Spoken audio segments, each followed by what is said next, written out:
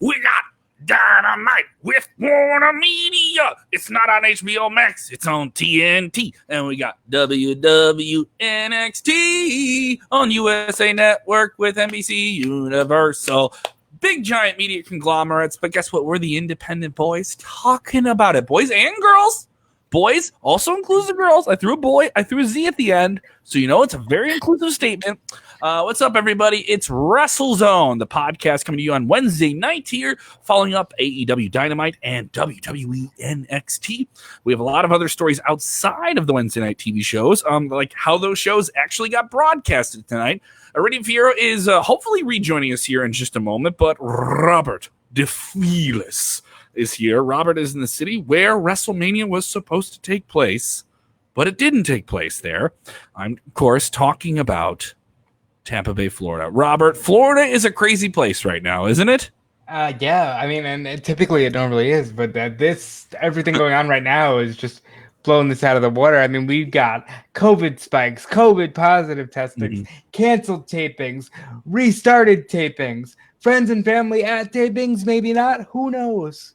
Kevin, who knows? Who knows? Of course, now, before we get into anything here, and Iridian Fierro from Rest Friends hopefully rejoins us here in just a moment. Iridian, you were following the story like all of us. We find out yesterday, or it was Monday night when we're on air doing our Raw post show, and kind of like it developed overnight, that a WWE trainee whose name we still don't know, some people have speculated on who that person is, but nothing can be confirmed, tested positive for COVID-19. Now, obviously, that has thrown the world upside down. It's a very scary situation. Many people speculating that WWE was doing the wrong thing by even running their shows. And what was their level of health screenings? If they were just taking people's temperatures, were they actually testing people? So there's been a lot of mixed reports about whether or not they were testing people. Some people, very prominent people in wrestling media, said that they aren't. But WWE has been saying for the last 48 hours that they have been testing people to the point where they had to cancel TV tapings on Tuesday and delay them. Now, Robert, what do you know? Your ear is on the ground. You know what's going on in Florida. What's the deal? My ear is on the ground, and the more I hear, the more queasy I feel. You know, you ever have one of those situations where you just feel like that? Here's what we know. WWE was doing health checks, and I think Robert, you want to pull the mic up a little bit more? Just yeah, sorry, buddy. Mellow behind. Yeah. There you go. You're good, bud. WWE was doing health checks and asking people essentially, "Oh, do you feel sick? And what's your temperature?" And we talked yesterday with Jesse Cage about how what's your temperature is really hard to do when it's 100 degrees outside in Florida to begin with. But then WWE started doing cautionary testing yesterday. And that's a little bizarre as it's June. You know, and if you're running a multimedia conglomerate, why are you just doing precautionary testing on the tail end of the pandemic as we start to fear a second wave? Now, that being said, taping did resume today. There was a prominent Monday Night Raw superstar not at the tapings. Fightful Select has more information on that. That's all I can say about that. But come on, Robert. Robert, don't paywall me with your Fightful Select. I did that because I knew it, and then I realized I couldn't do it. So my bad. But yeah. Oh, I'm upset that we just lost Iridian. We're dealing with I know, the internet piece that always taunts us. Because I wonder what type of problems she would give you. As we haven't even had her chime in on this. You just paywalled this. I did not paywall on the scoop. I did do that. I apologize. I did not mean to do that. I was getting ready to say some things that I couldn't. So, yeah, there is that.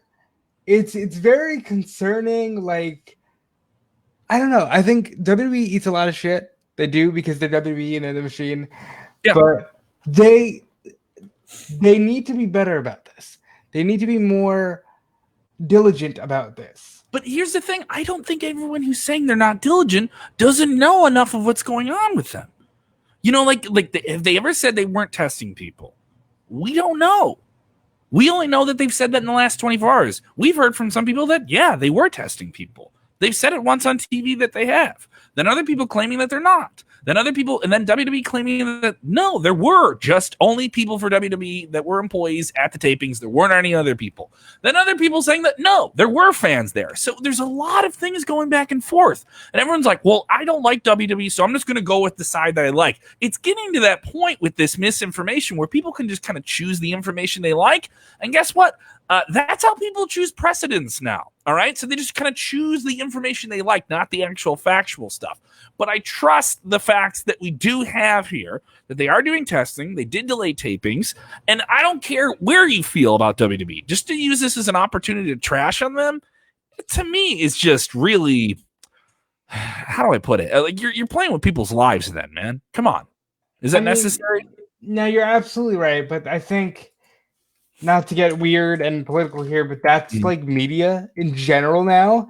It's just an explanation of one side of a narrative, and there's enough, information that you can back whatever narrative you choose to support. But with WWE on this one, I just don't like the fact that all of their responses seem always on the defensive. They have to be. What else are they going to do? Even if they don't respond, they're not doing anything to respond to it. If they do respond, they're responding to the defensive. Is it defending or just giving you something that you want to spin? And I'm not being pro WWE. I'm just like, all right, this doesn't look good. There's no way it looks good. All right. It doesn't look good. And guess what? What happens when this happens this has happened to the NBA. The NBA's had several players test positive for this, and they're not even live in action right now.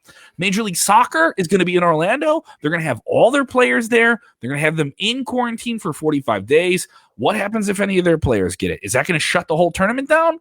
What is the NFL going to do? So everyone is facing this issue at the same time, and everyone's going to approach how they judge these organizations in completely different ways. And most of it, Robert, is coming at it with a level of bias before they know anything.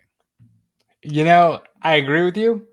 I do. Even though I'm giving the side that I feel like WWE is a little on the defensive and on the... They have to be. But I do agree with you that WWE is... If this happened to AEW, they would be on the defensive too. And everyone would say, and I would have the exact same opinion about it then. And I do agree with you there. Let's not run shows if they're not safe. If they're on, all right, we got the green light. Let's go. That's it. It's I know I'm simplifying something that isn't that simple. But when it's life and death, I don't think you have to bash somebody. All right. They're gonna say what they're doing, and let's trust that they're doing it, I agree. This is a great comment. WWE is trying to kill their talent. Do you believe that? Yeah, I mean, they're trying to kill their talent. Michael Woodson, where do you get that from, pal? Tell me where they are trying to kill their talent. Seriously, come on. That's too hot of a take. I don't want to even acknowledge that. I like that you put the comment on screen about me having a vacation coming in 2 days. I do. You just want to get away from this stuff. So you won't be hearing me on the daily next week because I will be on vacation. Yeah. I'm already working on a schedule, Robert. Yes, you'll be. But it's largely because I do need a bit of a break from all of the mass hysteria that has engulfed the wrestling media.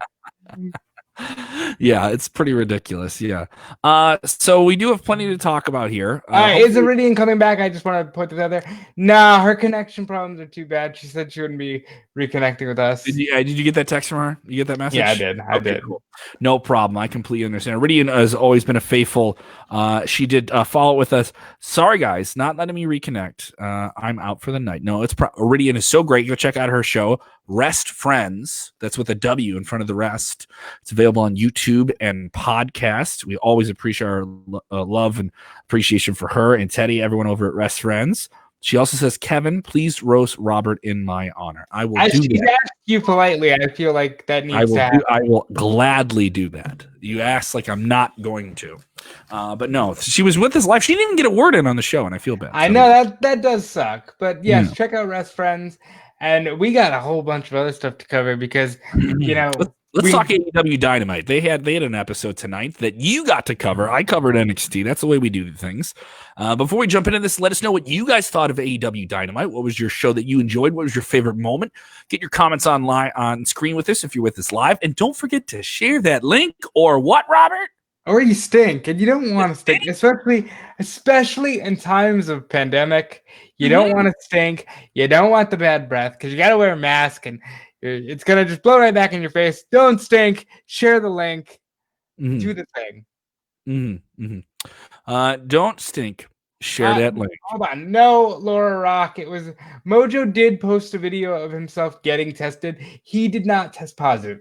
So, Performance Center talent right away. We can tell you that isn't accurate. Performance Center talent was said to be tested positive. That is what we know. That name will not be released. Do not expect that name to get released. Nope. It's not going to happen. There are HIPAA laws. There are laws in place. You got to follow these things. I know how that works. I know we want all the scoops and the information. I would also advise anyone who thinks they know who got it to really double check who you're reading that from. I would leave it at that. I mean, there's a lot of people that have tried to send information into WrestleZone and say it was this person, and then 5 minutes later we get another thing like that from somebody else trying to say it was somebody else. So there is we're concerned about the level of misinformation being shot off. And by misinformation, we mean flat out lies about stuff. I've been doing this stuff for 2 years. Yeah. And this is the most I've seen. First of all, WWE be hands-on with the media with that situation. And this is the most I've seen the back and forth. This happened. No, this happened. So why are they responding? Why are they so online? They have to be defensive because so many people are lying online, or so many people are rushing to some conclusion based on speculation. We do a talk show. We cover real stories, and then we kind of share our opinion after we cover the real story. That's why I'm so emphatic when we go into a topic. I say, here's everything we know. Now let's talk about it and have our take on it, right? So that's what I think. Let's talk about wrestling, because we got to talk about what's going on wrestling. There is more than one wrestling promotion on television broadcasting out of Florida under no fans or limited crowd regulations here. AEW and Dynamite, they're building up to Fyter Fest, which will air on television. And we saw a big debut, two big debuts, and a big main event. A lot of tag team actions, a lot of tag titles on the line in both screens here from WWE and AEW. What do you think of Dynamite tonight? Some big stuff they did here. It was an all right show. It was, I would say, pretty good. They did a lot of development. We got a new female character, Abaddon. Mm-hmm. This chick looks like she's straight out of The Grudge or The Ring. I mean, like, she burst on the scene and immediately took over. She's got these contacts in her eyes. She got this weird, like, horror movie filter in her entrance. Awesome stuff. She's signed with the company. I think tag teams are the scene right now in AEW. We had FTR help out the Bucks in a match where they were fighting the Superbad Squad, who are they got some help from Butcher and the Blade. Got to see a lot of tag team pile drivers. Got to see a golden trigger, the Young Bucks winning with Kenny Omega and Kota Ibushi's old finish. Thought that was interesting. Good stuff. Speaking of Kenny Omega, he defended the tag team titles with Dustin Rhodes. Or against Dustin Rhodes, excuse me. He teamed with Hangman Adam Page. My internet did crap out for the majority of this, but I did see Ali come out and try to motivate QT Marshall, and then he ended up losing to the Buckshot Lariat. Motivate, yes, motivate. Yeah, that's what the kids are calling it nowadays, huh? Yes. So a lot of moves by AEW here to kind of build up to the upcoming Fyter Fest. We got to see a promo as well. I got to catch this. I was kind of doing the double screen a little bit with Taz and Brian Cage, who have their luxury. They have a luxury trailer nearby where they're taping things. So they just kind of hang out in their luxury trailer, even though they're not on episodes of Dynamite. Curious there. And it was interesting. What do you think of the upcoming match between Brian Cage and Jon Moxley? I thought there'd be a lot more momentum with this. I caught the promo. Thought it was all right, but it didn't feel like a big world beater. Everything about Brian Cage feels like it should be bigger than it is in AEW. It's cool, but it doesn't feel like, like really, flip the script cool. I want to flip that and say everything about Jon Moxley feels like it should be a world leader, and it's really, really not. And I don't know how I feel about that. Like, are you saying he's had the title since what? What are we talking about here? He got the title in February. Yeah. So I mean, he's had, at but Revolution. that feels like a long time. That feels like it was 8 months ago. I know, but it feels like 8 months ago. You're absolutely right. He did get it in February. He got it at one of the last, fan shows, the Revolution show, because middle of March, everything gets shut down. Absolutely great match. He beat Jericho for the title. It was absolutely fantastic. But it's been like stale with him. I feel like he's just cutting promos. I don't know if I would call it stale. I don't know why I call it stale. What do you guys think? If you're with us live and if you're listening on the podcast side, tweet at us at WrestleZone.com. Anyone who tweets at us that listens to the podcast this week, we're going to start airing your stuff on the show. We're going to do something really, really cool, I think, at the end of the week with that, too. Other people chiming in with their thoughts. Go ahead, Robert. No, I would just kind of go through the rest of the show. Colt Cabana received a contract from Brody Lee, the Doctor, that said, we're teaming next week. So they will be in a tag match next week against Sonny Kiss, Joey Janela. Two interesting pairings. This does feel like a drop. No disrespect to Boom Boom, but Brody Lee goes from John Moxley to, hey, I really need Colt Cabana in my squad. There seems to be a bit of a dip there. That's what happens, though, when you come in hot and you eventually have to reshuffle the deck. I understand. What are the other thumbs up, thumbs down moments from this week's Dynamite? I would say thumbs up to the main event. The sex gods of Chris Jericho and Sammy Guevara against Best Friends. Orange Cassidy was a cameraman, beat up Chris Jericho after the match, and said, hey, guess what? They're fighting a fighter. I like that. Mm-hmm. Good for Orange Cassidy. Another thumbs up moment. Ricky Starks. We have an interview with him in the podcast feed. That's up right now on all podcast platforms. Challenge Cody Rhodes for the TNT title. Mm-hmm.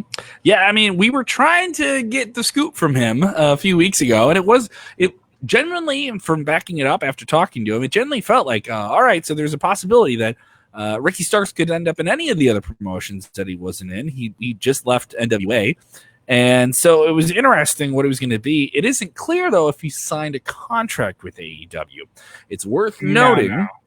It's worth noting that there has been other talent you've seen on AEW television that has been featured on national TV, but haven't signed deals, most notably Jeff Cobb. So we got to see him in Atlanta. So there's a lot of mixture of whether or not, when they've signed, or what type of deal they have. What do we know about Ricky Starks in his contract status? Is he with AEW? Here's what we know. At 10:23, it is 10:36. Tony Khan tweeted, "Thank you, Ricky Starks, for a great effort tonight.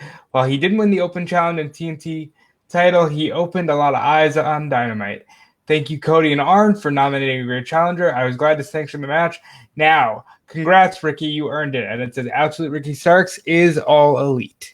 Okay, so that means it's official. He's with the company now. So he is with the company in some form. Now, we know FTR has also received the all elite treatment, but they are rumored to be on a handshake deal.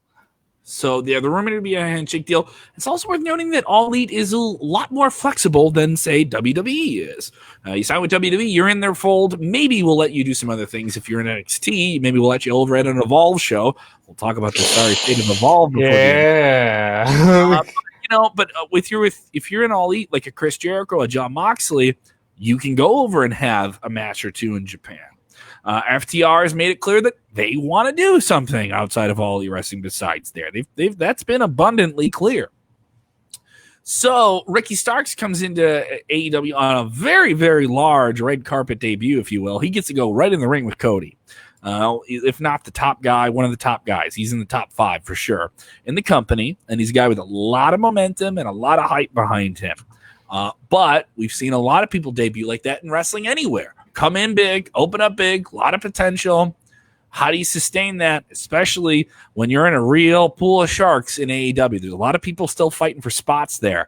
And I think there's some people that have had them and lost them. Some people have gained them and lost them with injury, all the different shakeups. Where does Ricky Starks keep going from here?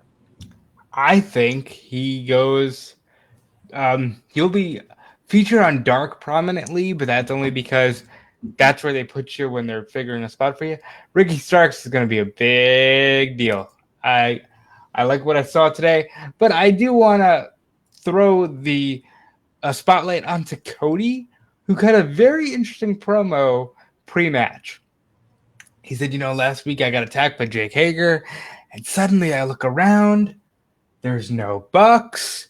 There's no Hangman. There's no Kenny. Am I even in the Elite anymore? Where's the Nightmare family? Are we even a family anymore? But it's not about that tonight. And then he turned it over to Arn, but very subtle planting by Cody over the last few weeks. He did the Four Horsemen thing, and I remember we had a tweet. I don't think we've ever had nearly talk on Twitter. Bill Pritchard, just threw out because Cody said, I wasn't the first signed, I was the second signed, I wasn't even the third, and he just threw up the four fingers. And Bill Pritchard, Boss Man Bill, said, "Is Cody trying to make his own Four Horsemen?" And Cody just quote tweeted that with the eyes emoji, and boom, skyrocket. Thank you, Cody. So thank you for that. And there's been a lot of confusion about whether or not he's in the faction anymore. He even kind of alluded I have this separate thing, and the Elite is really Kenny and the Bucks. And it's even, so are we breaking up the Elite now? Are we only reviving the Elite for big matches? Is the Elite something that only exists on t-shirts now? Is it so it's... How can that be when they're all Elite wrestling? True. How can you have a faction called the Elite in all Elite wrestling? That is confusing in itself. So I think that Cody just wants to turn. We saw this with Brandy earlier in AEW, where she just wanted to do the Nightmare Collective thing. It didn't go well. It didn't go well? It did not go well. I don't know if people want to see this infighting between the Elite, especially because we still need to have this blood and guts match. I don't know when it's going to happen. I don't know where, but we still need to do this match. And maybe that match isn't the Bucks and Kenny Omega versus the Inner Circle. Maybe that match is... Maybe it's an infighting kind of thing. Yeah. Who knows? One match that they did previously announced way back in the early days of quarantine. So first Dynamite with no fans. They had announced that on the second Dynamite with no fans, there'd be a lumberjack match between Wardlow and Luchasaurus. That match was never brought up again, obvious reasons. But they did announce tonight that next week, Luchasaurus and Wardlow will have that lumberjack match. Can we do lumberjack matches in a time of a pandemic? Let's all just take a deep breath and let it play out. You know what? I want to commend AEW. I do think that they've done a great job. I know it's easier to commend them when they're the fresh, hip, young thing. We talked yesterday on the show about counterculture and what that means, especially in these fandoms. But I got some heat online from people in private messages saying I shouldn't say that yesterday. What I said yesterday. What about what? When I said, and this isn't me wishing anything on anyone. I get called. I was called horny for WWE, right? I always get told WWE apologies. And I said, I don't think any of you would react this way if the same thing happened in Jacksonville. And I said something along those lines. And I'm not wishing this on anyone. I don't want anyone to get sick. Okay, guys? I don't want anyone to get hurt. I think AEW is a great, great show. But I think you would absolutely give them the pass and say, oh, hope everyone's okay. Can we get more wrestling now? Can you guys do more shows? Can you keep doing that?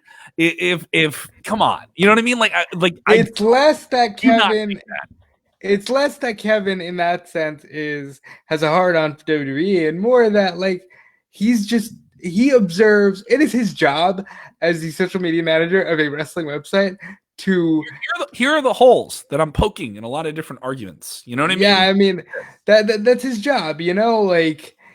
He has to see these takes, so he has a good vibe on.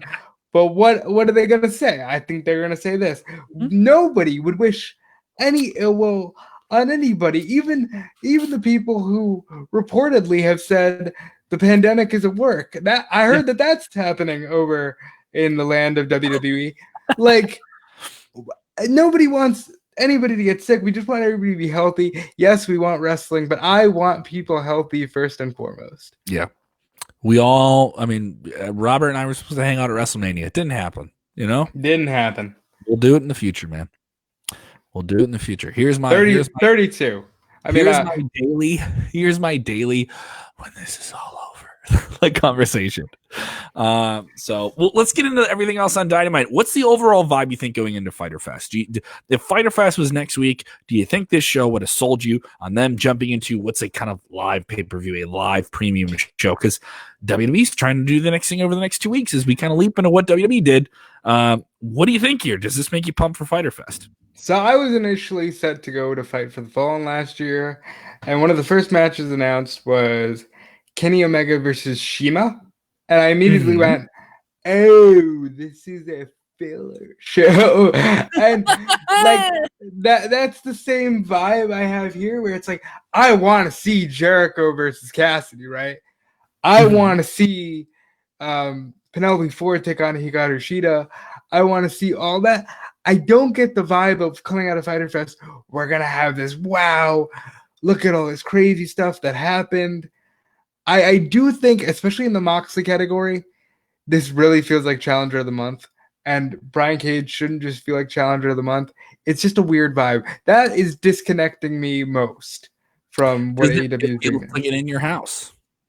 It does feel like it in your house. I'm talking like legit old school in your house, like, hey, you're not getting SummerSlam, but here's what you're telling me makes it feel like, oh, it's a pay-per-view, but it's not a pay-per-view. That's kind of the vibe I'm getting from it.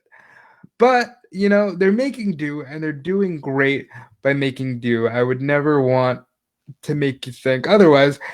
And I want to see more from AEW. I feel like with them, I'm harder on them because I expect more from them. Like they are the show that promises the Bucks and Cody and Omega. And remember all these big stars from Japan. And I want to see more big fight feel in AEW. And they're capable of doing that. But it's good that we have a couple more weeks before we get to Fyter Fest. You know what I mean? I think they have more pieces to put together. You brought up the thing with Cody and the big, the mystery 4-finger thing, the tease. I do think there is something there. Why don't you read this comment here? I just put up on the screen. I'm glad that you have allowed me to read this comment from James Espanto Fernando Taguay. Big Head, you're not horny for WWE. I can't believe I've said that twice today. For a White Sox World Series win in 2021, maybe. You might. Maybe? I'm going to say, oh, hell yeah. I'm ready for that. Oh, hell yeah, dude. I'm wearing this hat right now. It was literally right off camera.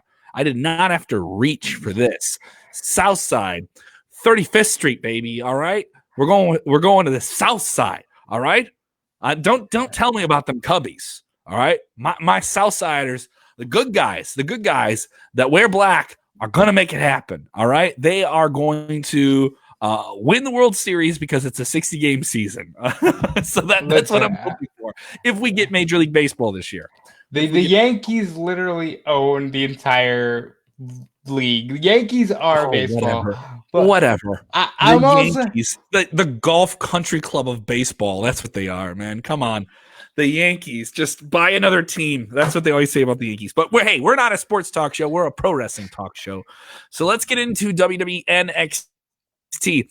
Before we do that, though, the all-important 1 through 10 rating, and you can give us your 1 through 10 rating on this week's AEW Dynamite. What did you think of it? Before I talk about NXT, give me the 1 to 10 on AEW Dynamite this week. Yeah, I'm gonna give it a 7. Like, it's weird. Like, it's a 7. Okay, it's well over a 5. It's still a great number. If a video game got a 7 rating, I'd probably pick it up. Sure, but it just didn't. It didn't wow me. And okay, that's the thing. I almost feel spoiled in that sense. Like, I expect to be wowed every time I'm watching an AEW show. That's the bar they've set a certain standard, right? In that regard, where they can't just have a fun show that like develops angles and does things. Like they set a certain standard that any match has to be an absolute banger. Like they can't lower the standard at all. I do see what you're saying there. Yeah, and I think that's partially me maybe expecting too much. That's partially the pressure they put on themselves. But that's where I'm at. I'm at a 7. I want to talk about WWE NXT because I know bits and pieces, and I know that they have some irons in the fire. Tell me more about it, Kev. They do have some irons in the fire. There was a lot more. I thought this on last week's NXT that, that was the episode coming off in your house, that they were going to set some things up. And they really did continue to set some things up and set up some brand new things. This show started off in an interesting way. Both NXT and AEW went head to head at 7 p.m. Central with tag team title matches. I thought this was kind of an interesting thing. You don't know where they're going to pit against each other, right? Though they're going to try to say, all right, we have this on this show and we have this on that show. But I thought this was pretty cool. And this was a banger match. May I say, the best match of the night. I absolutely loved it. Breezango versus Imperium. Imperium came out with their kind of pseudo. Some people say, are they wrestling Nazis? Like, you have to ask yourself this. Are these guys wrestling Nazis? And some people saying you shouldn't have wrestling Nazis. Well, whatever you think they are, and I don't think they are. I do think there's a little bit more depth to what they're doing. Yes, there is. There is more depth to it. But they came out and they were very, very serious. Everything about them is serious, and this ring is sacred, and you can't be in this ring. They're everything that Right to Censor should have been, like in the sense of like we're very, very serious, and they have their entrance with the very serious orchestral music. And Breezango, everything about them besides getting in the ring is very, very funny. And they came out and they did kind of like a remix version of the very, very serious orchestral music. I love that move. They went back and forth. They broke up big pinfall saves. Tyler Breeze is reminding you why he is just an incredible wrestler. I mean, he is just a guy he's one of those guys like Daniel Bryan that I don't think can have a bad match with almost anyone. Like, a bad Daniel Bryan match is somebody else's like best match, and a bad Tyler Breeze match is somebody else's best match. Now, unfortunately, just when this thing really started getting going, and I thought, oh man, we may see something here. There were a couple of falls. I thought, like, oh wow, the Imperium would have been one and done with these belts. Really, they have Oney Lorcan, Danny Burch. They get out there, of course, Malcolm Bivens and his squad of giants. Induced share. Yes, thank you. I hate saying names that I think we're gonna mess up. Whenever I see a name on paper, I think we're gonna mess up by reading it out loud, and I haven't read it out loud. I always get worried about it. I want Bivens Enterprises to be bigger, and I feel like if we say their names as much as possible, Malcolm Bivens and their names again are Robert. They are Induced share, led by the great Malcolm Bivens. Good. All right, so his crew's out there. And he's like, "Come on, guys!" And everyone gets laid out, and the match ends. And Imperium gets their belts, and it's just a squash. I hope that this is going somewhere in terms of maybe a big ladder match situation, or I'm okay with it. It felt like, all right, well, at least this is going somewhere. It did feel like it squandered a fun title match on TV, but it went somewhere, and there was some development from it. So I was okay with it, and it also elevated those other teams by having them in the mix. I was like, all right, I like those teams. Those teams are interesting. And Bivens as a managing character is really fantastic to watch. I would love to see where he would be with his team in a title situation, right? So I was okay with that. Also in the night, we got the developing situation with Undisputed Era. Dexter Lumis has terrified them. He has terrified them by disrupting them and everything they're trying to do to take to fight off Velveteen Dream, who they fought off now. He will not get that belt from Adam Cole. He will not get another opportunity. So they had to take Roderick Strong, who's terrified by this Dexter Lumis creepy character, to therapy. And you know who his therapist is, Robert? Sure, it's Dexter Lumis. No, it's not Dexter Lumis. His therapist is an on-point, nasally voiced Kyle O'Reilly. So Kyle O'Reilly was the therapist for Roderick Strong. So Kyle O'Reilly, we're not seeing it on NXT television. Kyle O'Reilly said this, and if you don't know why he isn't on TV, he is type 1 diabetic. And anyone who's diabetic really should not risk anything with COVID-19. Like those are the people that have complete diabetic situations. Anyone with asthma, anyone with an autoimmune deficiency, whether it's genetic or developed, really should not risk anything. So that's why you're not seeing him really on television a whole lot. So they used him, and I don't even think they were on screen in the same shot together, were they? I don't know. I don't think so. I can't recall, but I thought he was actually really, really funny in this. And they brought him there and they showed him the common thing you see when you see a therapist scene on television. The They ink showed blots, the I'm ink sure. blots. And they showed him the ink blots, and every ink blot he thought was Dexter Loomis, Dexter Loomis, Dexter Loomis. That's the trunk. That's the trunk. And the therapist says, you need to face the trunk. You need to go be in a physical situation with the trunk. So, of course, this leads Bobby Fish and Adam Cole to bring Roderick Strong outside to put him in a trunk. If you can get in this trunk, dude, you'll be fine. Roderick Strong responds to this by running down the street, like just bolting as fast as he can down the street. It was kind of funny. It was enjoyable. And then we cut back to right after that, Adam Cole is dealing with all these different situations, but you know what? He's still the NXT champion, and someone wants to get that belt off him. And he's looking at the hourglass left in the ring last week by Scarlett Bordeaux. And you think, all right, so they're just going to go with Cole and Cross. But you know who looms in the background backstage at Full Sail University? Big Keith Lee, the North American champion who's embroiled in a feud with Johnny Gargano. We saw a mixed tag match with Johnny Gargano's Candice LeRae. He almost nearly squashed Candice LeRae. Johnny Gargano won that mixed tag team match with his wife to defeat Lee and Mia Yim. So I thought there'd be something there. So now Keith Lee comes up to Cole and says, I can kick your ass. I can get that belt. And guess what? You can worry about Cross all you want, but time's up. And he smashes the hourglass and goes TikTok. Oh, man, that's so cool. They go into commercial with that. It's one of the best commercial teases of the week. I loved it. I love a good, like, oh, man, I don't want to change the channel if they're going to be doing something with this, you know? So we get Cole, Keith Lee in the ring. Johnny Gargano comes out and says, oh, yeah, sure. You beat this guy. You beat that guy. I beat them all. All right? I'm the triple threat. Finn Balor comes out. So now we have an in-ring segment with Adam Cole, Big Keith Lee, Johnny Gargano, and Finn Balor. All right, all four guys. All right. So when are we getting William Regal coming up? William Regal comes up. So a lot of predictable things with this, especially when all four guys got in the ring. I was like, this is cool. You have all four players, right? You give me all four of those players, Robert. That sounds compelling, correct? Correct. All right. So a lot of people here texting with their thoughts here. Poor Strong. He's scared of Loomis.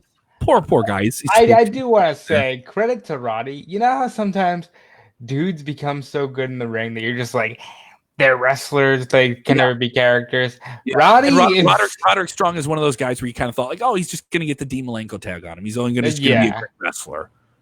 And he's doing great character work, and shout out to him. Mm-hmm. Other people with different takes here and texting in here and on different things here. Definitely join us here if you guys have your thoughts about anything going on. But then there is the major hook that, hey, Lee, Gargano, and Balor will face each other next week. Mm-hmm. And the winner of that match will go on July 8th, up one of the nights of Fyter Fest, by the way. And, you know, to face I was expecting this. I was expecting some scenario when I saw all four guys out in the ring. I was like, they're setting up some big match here. And I thought there's four guys. Do they put them all in one match? I was like, no, they're gonna do some multi-week breakdown thing to build, because I thought the cruiserweight tournament didn't help them beat AEW Dynamite in the ratings, but it definitely helped them improve their ratings overall with a sense of trajectory. Here we're going. This is sports based. AEW's sports based sometimes, and then kind of much more sports entertainment than others. But NXT, of the three brands that WWE has, is the most sports driven. All right. So in the sense of, all right, you guys all have an issue. You all want to be champions. You say you can beat for the North American champion. You say you want the NXT title. Here's how we're going to break it down. William Regal gets in FaceTime and lays out a situation. I think it really does a good job for WWE in terms of using the best players they have on Wednesday to go head to head with Dynamite. They set it up next week. It'll be a triple threat. Keith Lee defends his North American championship against Johnny Gargano and Finn Balor. All right. Now, the winner of that match, who could be a new North American champion, or Keith Lee, then moves on to July 8th to take on Adam Cole for the NXT championship. Winner take all. So we have a situation where someone on July 8th is going to have both the titles. What do you think of this? I Is it too think much? Is it too much to kind of take the title situation from other people? Me, I'm all about it. These are the 4 most followed, most talked about, the 4 guys that when you lay them out to an AEW loyalist, anyone who's just like, I'm Dynamite or die, right? If you tell them these 4 guys are in a match, they're like, okay, you got something there. I think this is a really, really cool setup, and it's all based on trash talk. It's all based on, hey, I think I can win this title. You know who I am. You say something cool. These guys were spitting fire at each other. I thought it was pretty cool. And Finn Balor is somebody I don't think they've utilized enough. He had that Walter situation. That fell through with the COVID-19 problem, right? I say put him back in a title situation, especially. And then also you have Karrion Kross hanging over all this. You know what I mean? So like that he's the guy who already called out Adam Cole. So we'll get to that. What do you think of this stuff? I think this is a beautiful hook. It's one of the best things about it is I don't know who's gonna win. You know, Yep. You got Balor, who could always be a credible duels champion because he won the Universal title. I think that's slept on a little bit. You got Keith Lee, who I did not to throw out a cheap plug, but I just did a tier list over on Smart Guy Moment. We put Keith Lee in the GOAT category. Keith Lee is a guy we could build a promotion around. Okay. And then there's Adam freaking Cole, who could easily be Mr. NXT with both belts. But then there's Johnny, who can be Mr. NXT with both belts because nobody wears NXT on their sleeve like Johnny Gargano. Any 4 of those guys could hold both titles. And then Johnny has Candice. And Candice can balance Scarlett. Because I think either way, whoever gets this is just dropping a belt or 2 to Karrion Kross. So we got a fun championship picture in NXT. Scott George, big fan of the show, watches every episode. Thank you so much, Scott. I see your face popping up there. He goes, no way that match happens next week. Cross gets Lee for smashing his hourglass. Balor will face Gargano one-on-one, I think. Well, here's the situation with Karrion Kross.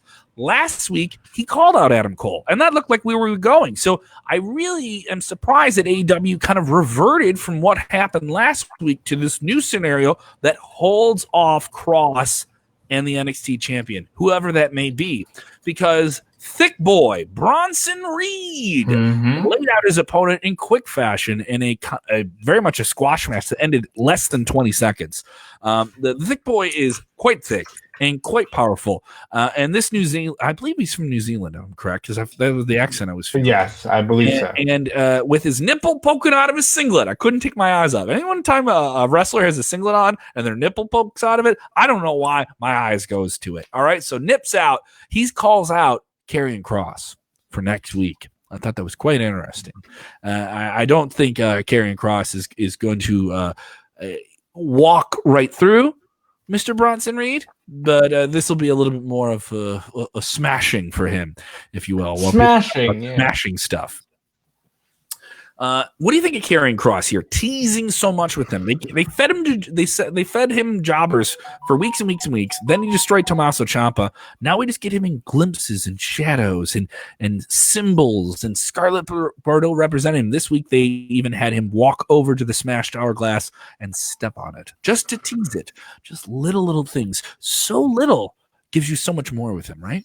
Yes. It's Karrion Kross they're going to have fun with because he's a character. And wrestling, at the end of the day, it's beautiful bell-to-bell action, but people get a gleam in their eye when they talk about characters.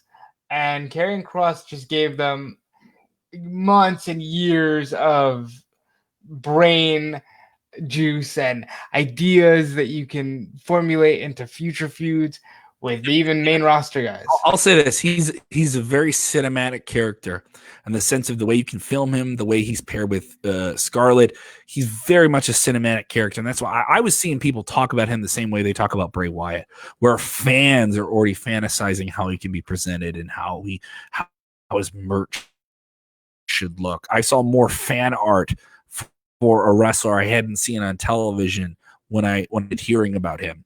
And also I think he has a mind for the way that WWE does things that not too many people that sign up with them have right away. Is that fair? Was that fair to say? So the long play on Cross is pretty strong. Other big angle, Santos Escobar revealed himself last week in his new faction with Raul Mendoza and Joaquin Wilde. They are no longer masked luchadors. He is the Ligero of Phantasma. He now has this legacy of Ghost, if you will. A light ghost he will be, and that he is this new character, kind of looks like Seth Rollins. He kind of looks like Seth Rollins on Monday night, So I heard a little bit. And he came out and he said, I will change the future of Lucha Libre. And they teased that. And he came out only to be interrupted by Drake Maverick, only to put Drake Maverick through a table off a platform with that vector driver. Quite the finisher. Poor Drake Maverick getting fed to people just after he signed a contract and was carted away on an ambulance when they came back from break. What do you think of Drake Maverick? Poor Drake Maverick. Guys, fans are Steven Chambers saying Drake Maverick beat down. Drake needs some backup. Bless NXT for giving the cruiserweight division some time, energy, and direction. Mm-hmm. This is the most over that belt has been since the Cruiserweight Classic. Yeah, I absolutely agree with you. Yeah. It's awesome. Awesome stuff. And Santos Escobar, you would think taking a mask off somebody would humiliate, especially Lucha Libre characters. And within 30 seconds, he came out and said, my father is Phantasma. My father has established this legacy. But I knew once I got here, that was done. And I was like, all right, so that's a way to burn your burn fans of masked wrestlers and Lucha Libre wrestling. That's a way to really get under people's skin. And I think you need to do that. They did that in 30 seconds and had Drake interrupt him. Do you think they need to do that more? Because taking a mask off a wrestler should be a big deal. I don't know how much of a big deal it was to take the mask off Santos, and who was formerly El Hijo de Fantasma. Well, here's the thing. He wasn't initially going to be Phantasma. Like, they had already planned to do his real name, Jorge Bali. He was tagging with Mendoza, I believe, on the house shows.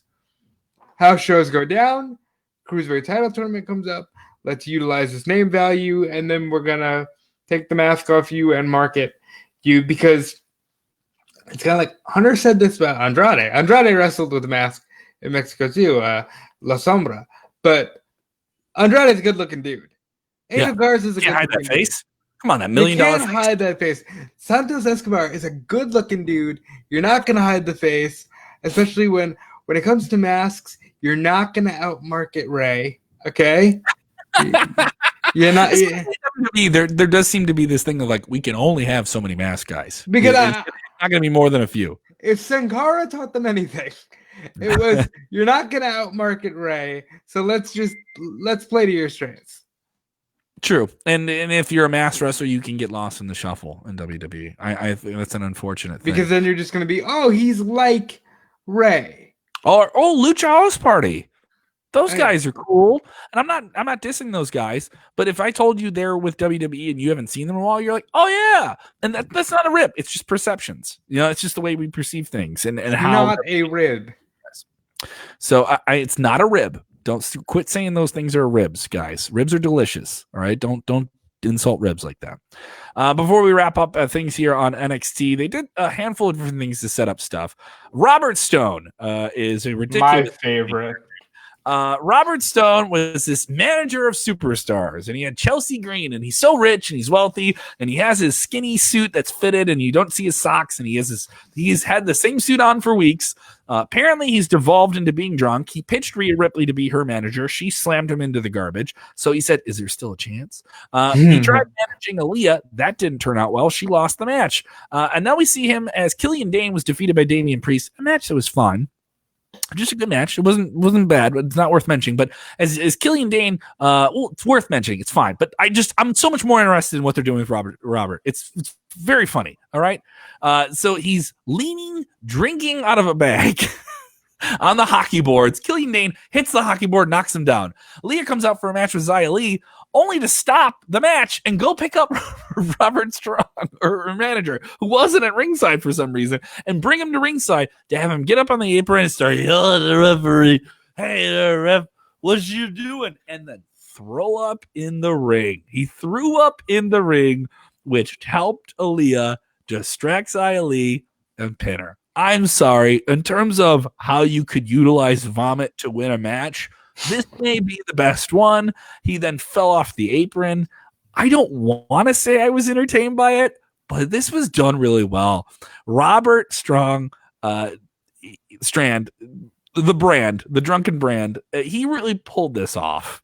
He did a good job with this, man, and made it look like it's supposed to look if he's going to be this disheveled, broken shell of a former guy, because he can't represent someone and kind of like, be a snake who slithers off their tail. So it's going to sound like I'm picking, and I'm not. I love what they're doing with Robert Stone. I do have one glaring problem. Mm-hmm. When somebody dumps you because you're not worth their time, they need to be shown succeeding and living their best life without you. Chelsea Green is currently in the crowd on Monday Night Raw. I'm sorry, but like, isn't we heard that she might be going to SmackDown or Raw, right? We heard that going to one of the two brands, but Stone's been on TV for the last 2 weeks, or maybe even 3, pitching the whole "I'm sad, I'm forlorn," and Chelsea Green has not. So it's a little weird for me. It's worth mentioning here with Robert Stone that this guy was Robbie E in Impact Wrestling, who took things that you would think would not be successful and made them work. The wrestling bro, the taking the Jersey Shore element of what he was doing, and then becoming a successful player in the independents. Now with WWE, this guy's not wrestling. He can wrestle. All right. Much like Drake Maverick for years, you didn't see him wrestle. He was just kind of an on-screen character to do these comedy elements. But I'll say it. When you get your time in WWE, you got time on TV. What are you doing with the time? Can you make something that on paper doesn't sound great? Because some people could say on paper, this doesn't sound great, right? Yeah. But he made this work. This is a lot of physical pratfall stuff. He made this work. And this is something that a writer or somebody else concocted with him, and he made this work. So I think that's something to think about and focus about, is even though you have somebody that doesn't start out great with something. New Day is a great example. Like when the New Day started, people are like, what is this? But how that evolved, because those guys made you care about it. They were very passionate in their work with it. Main event on NXT was the WWE Women's Tag Team titles. Sasha Banks and Bayley, with all the stands online tuning in to see what was going to happen on Wednesday nights. Will it shift the ratings? I don't know. They might get a bump. I can tell you that I at least said, okay, it's time for me to utilize the double screens and watch Sasha Banks wrestle on Wednesday nights. Yeah. I love this match. There are some Tegan Knox and Shotzi Blackheart. I thought this was the best straightforward match I've seen Sasha have since the feud with Becky. And with the pandemic, that was like 15 years ago. So, I thought this Tegan looked absolutely fantastic. There's a future for her. I do think she kind of needs to carve out some things that make her an individual. You could say that Shotzi Blackheart is a fun, exciting wrestler, but doesn't feel like a champion. Tonight, she felt like she could win a belt. And I think it's worth noting that Knox and Blackheart, they were not successful tonight. Blackheart tapped out, and they did the swervy swerve finish where Sasha used some kind of trickery to lay out Bayley's opportunity to put in a finisher and make things happen here. No, it was the other way around. Sasha got the submission victory off Blackheart. I think when people tap out in a match that looks so much more punishing and demoralizing and humiliating, I do think more people could submit in matches. And it was one thing that made me think, like, I'm not feeling like they lose a whole lot. They got to have a big match with the big team. Now, if they won the belt, that would have been crazy, but they just won those titles. So I didn't feel like this is something that they were going to do right away. And it was done in beautiful fashion, as Shotzi had Sasha in what is known as the cattle mutilation. Bayley brought a chair in the ring, was stopped by Tegan, who was then distracted by the referee. Bayley flips Shotzi over. Sasha rolls into the bank statement, and Shotzi taps out. It was just a great match. I mean, in terms of WWE women's tag team matches, this maybe the best one. Good. And I would say this is better than the pay-per-view match we had this past Sunday at Backlash, where Bayley and Sasha were successful. This is better than the match where they won those titles on SmackDown. This is the best match they've had as tag team champions. where it felt like they were really, really challenged. They were really, really tested. And they did some nasty, dirty things to get away and get the win. And I think that's a character building thing. Now, some people say, why can't you just have clean matches? Because guess what? That doesn't build to a story. Well, and this wasn't like a run-in, screwy finish. It wasn't like the tag title match that opened the show. These were heels taking advantage of the rules. Got a heel, baby. Playing the parameters of the rules. I think JR, had he been calling that match, would have loved that. This is villains doing villainous things. And they don't get Michael Covington with a great text here. I'll read this one here, Robert. Bayley doesn't get enough credit for being a heel. She really gets under people's skin and takes it to the next level. I think Bayley, much like Asuka, is one of those performers in the no fans era. People were trashing Bayley's abilities to be a villain and be a convincing one heading into WrestleMania. But since then, Bayley has really been one of those people that I love seeing on SmackDown. She's really loud in the ring. She really settles into the trash talk. You hear her talk crap more, maybe just because of the circumstances, where they are, and limited crowd, the hockey boards, all that stuff. I like it. You know what I mean? I like what she's doing. And we could still see the turn. We could still see the turn of Sasha and Bayley, Is this something that kind of holds it over through the summer? Yeah. I'm not gonna lie, I'm not in love with Bayley as a heel, but she's definitely making it work. I just feel like the character that they had on their hands before had more of a uniqueness and a longevity, whereas she can be a run-of-the-mill heel in this run. But matches like tonight really help her shine. And that's not to say that heels don't always stand tall. And they didn't get stand tall because Io Shirai came in, NXT Women's Champion, and said, nope, German to Bayley, German to Sasha. This is my NXT. Because Sasha and Bayley have been going around all night. We made NXT. We made you. You have your job because of us. Does this mean we get Io Shirai versus one of them at some point in the future? I think it's Io versus Sasha. Because Sasha doesn't have singles gold. Dude, if you wanted to throw a curveball, Sasha is one of those wrestlers. I was mentioning the Sasha and Bayley stands online. Sasha is one of those wrestlers that has a ferocious audience online. Like, they are vigilant and defending and praising everything about her. She drips gold, And so I've heard some people say it's ridiculous that she isn't the champion. Why so drawn out in this angle? And they just love her and are very, very dedicated to her. Dare I say, they mark out for everything she does. And there's nothing wrong about that, because that's why everyone gets into wrestling to begin with. I would love that angle if they went with Sasha in that, especially because Bayley has the other belt, right? She has her own. Yeah, and it's just a way to drag it out. Sasha gets more appearances on NXT. Yep. I think it's good all around. All right, so we get to that 1 to 10. The one being real bad, 10 being real good. What did I think of this week's NXT? I mentioned a bunch of things that I like. A lot of it's set up. A lot of it's building to something. Nothing really broke through the ceiling. I thought last week's NXT was quite good. I thought the tease at the end was good. I did think this dropped off just a bit. You said that AEW was a 7 out of 10, Robert. That's what you gave it. Yeah. I give this week's NXT a 6.8. Can't give it a 7. They set up a bunch of different things. I'm excited for more episodes, but in terms of just standing out as something outstandingly good, a handful of things you should see. Go see the tag team match with Breezango versus Imperium. Go see the main event. Maybe check out the clips. It was a strong episode, but I wouldn't call it one of the best ever. I think that's fair. That's fair. We will return for you on Thursday. What are we thinking? Midday-ish tomorrow? We're thinking midday. In terms of the live stream audience, we know a lot of people watch us. Thank you so much for the live streams. We've had a lot more people enjoying the show and watching it on demand. Over 27,000 hours of footage has been watched on the WrestleZone Facebook in the last few months. 27,000 hours. All right. Meaning that's not just like individual shows. Meaning people are watching full episodes of us talking on Facebook. Most people don't want to go on Facebook because their parents are on Facebook, right? You're avoiding conspiracy theories and everyone complaining at each other about who they're going to vote for in November. So thank you for using Facebook to enjoy something here. I appreciate the hot takes about wrestling. People giving their takes here. A lot of people giving NXT a 6 out of 10, 6.2, 7.2s in the middle. So thank you so much for watching our show on Facebook and spending so much time with us.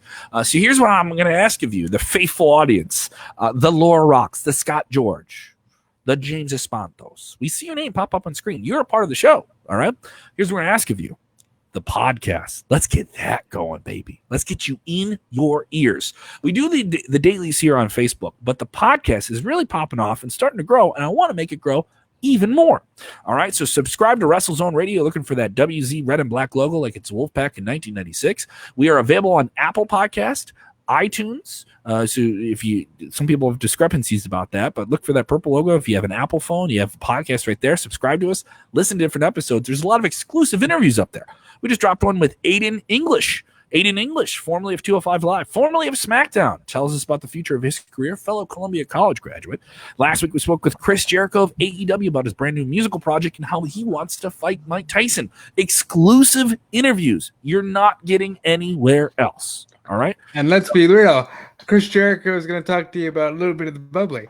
Aiden English is going to talk to you about whiskey. These are multifaceted individuals who are not just talking about wrestling, because, and we not only have that, we have the Survey Says podcasts with Dominic D'Angelo. It's all in one feed too, so you don't have to subscribe to the different feeds. You're just supporting the boys. Yeah, support the boys. Support the boys, okay? Maybe that should be a T-shirt. Support the boys, dude. Wouldn't that be a cool T-shirt? We should put them up at Russell's. A nice T-shirt. Would you guys get a Support the Boys T-shirt?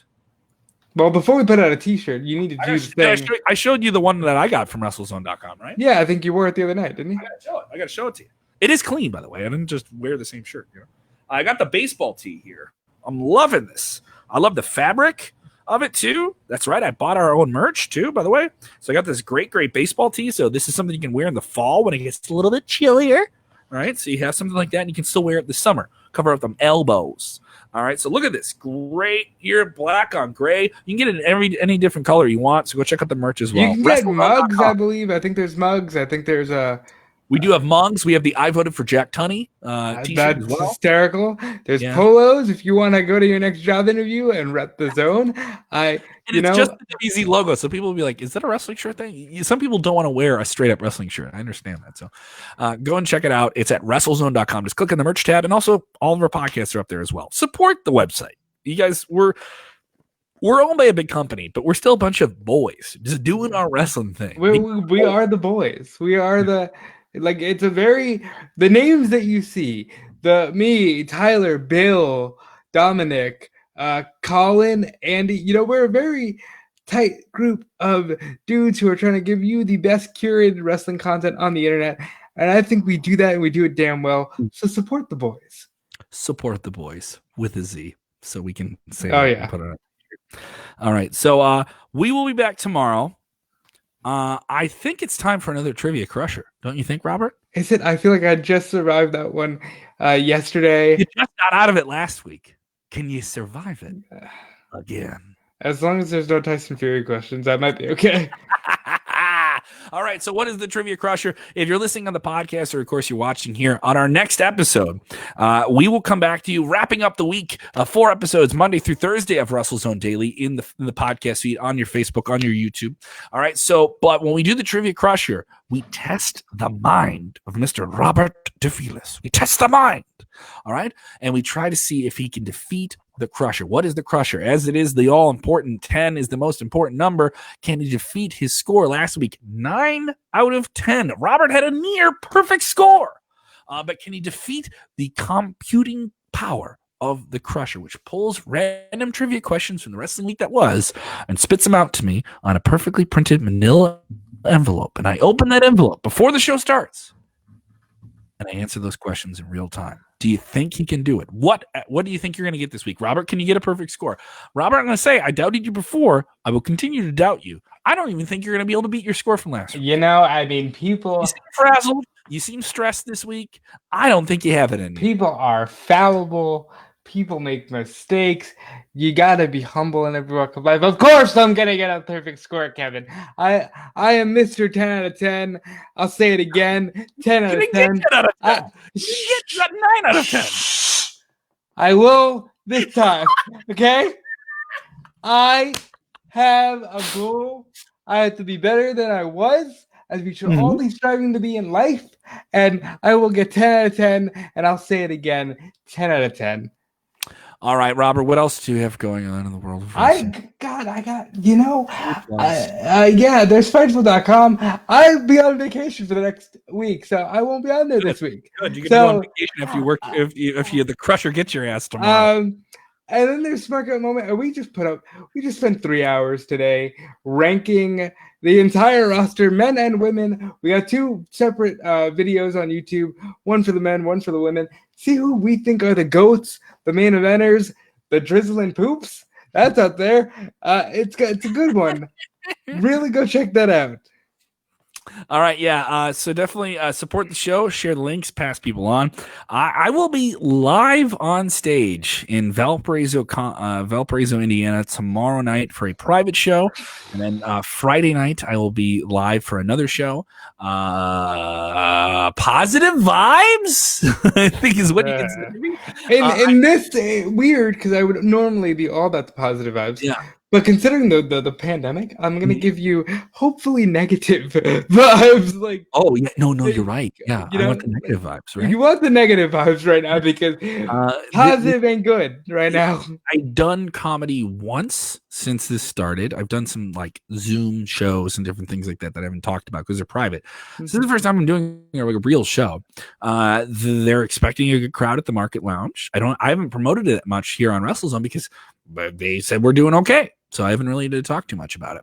But send me good energy because it is weird to go into a room where you're gonna see a lot of people. When a few months ago I was so excited to go to any town and tell jokes and do shows around my schedule and different stuff like that and go to concerts with 101 WKQX. And so now it is kind of scary to do that, you know. So there is some. And can I remember my ex? So I'm not being narcissistic. I do need some energy. I am nervous. I will. I always give you the good energy, Kevin. I know you'll knock it out of the freaking park like your White Sox might in 2021. Sox, baby. 60 games. We only need to win 60. I know you'll knock it out of the park. Go make Indiana chuckle and forget their woes. I think we all need to forget our woes in this time. But we also need to do this one thing when it comes to wrestling. That's true, but that's just in life in general. But in wrestling, 6 feet away. I need to not spit when I talk. Apparently tomorrow I have to worry about that. Jeez, all right. You know, that's the mask is for, Kevin. I don't think I can do stand-up with a mask on. You can absolutely do it with a mask on. I don't know if I can, man. There's so many. The bits write themselves, Kevin. It's so much funnier when you hear it like this. Yeah, I mean, how weird is that now that you want these odd-looking dudes to walk in your space with a mask, whereas like I can do comedy without a mask on, okay? But you need to have a mask on if you're in the crowd. I can't. That's another thing is like you can't tell people to wear a mask when they're watching your show if you're not wearing a mask, correct? That's right. Yeah. You got to be the change, Kevin. Yes, I have to be the change I want to be in the world. Thank you so much. Robert. That's right, Kevin. All right, Robert, we've clicked past an hour and 8 minutes here. We've had so much fun, and maybe you've listened this long. Maybe some people haven't listened this long. That's okay. That's all right. But you know what? You did, and I really appreciate that. We're so thankful of the audience we have here on WrestleZone. And Robert and I are so appreciative, especially now. I know we bring it up on every show, but it's something we generally mean. There's so many options to be entertained. Any moment of the day, you could click on so many different things. So you clicked here, and I appreciate that. Thanks for spending your time with us. And if you enjoy the good vibes, send them along. Tag your friends, tag your wrestling buddies. Join us here on the virtual couch. Support the boys. All right. And we'll be back tomorrow. Keep your notifications on to know exactly when we go live, or just subscribe to the podcast and you won't miss it. It'll be right there for you. You can enjoy it the whole weekend. Oh, I didn't catch the boys. I didn't catch them WZ boys. All right. On Thursday. Yeah. You know, I'm going to be weeding.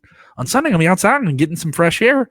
Put those headphones on. I'm going to enjoy the boys. Okay. All right. So thank you guys so much for checking out the show. We'll be back with you guys tomorrow, and the Trivia Crusher will be on, and we'll see what Robert can do with that.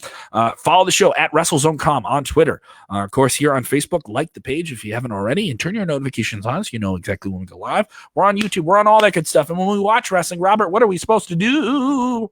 Enjoy wrestling.